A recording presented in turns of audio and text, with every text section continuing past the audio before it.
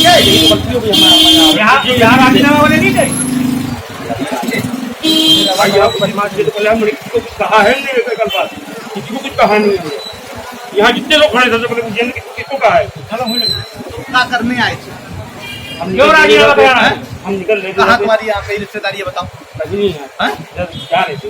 वो सड़ी पे तुम नंगा करा के खोल रहे हो काम, 2 मिनट लगेगा। 2 मिनट वीडियो बना तो नहीं समझ में आ रहा तुम? अब वीडियो बना ले, अपनी गाड़ में डाल ले। सादतगंज में जो सूचना आई है, एक केबल कोई इश्यू था, उसको लेकर के वहां पर एक अनप्लेजेंट सिचुएशन क्रिएट हुई, जिसमें एक दरोगा द्वारा तथाकथित अभद्रता की शिकायत आई है। इस मामले में जो है उसको लाइन हाजिर किया गया और जांच सीओ बाजार खाला को दी गई है।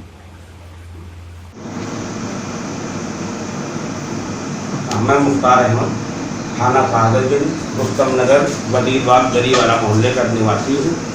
मैं तंबाकू मंडी से गुजर रहा था तो मेरे भतीजे शादाब से और शाहनवाज से कोई झगड़ा हो रहा था। इत्तेफाक से मैंने वहाँ गाड़ी रोकी और देखा तो वहाँ झगड़ा हुआ। उसके बाद में खैर पुलिस वहाँ आई, सबको भी बचाव करा, लेकिन मैं उस भीड़ में फंस गया।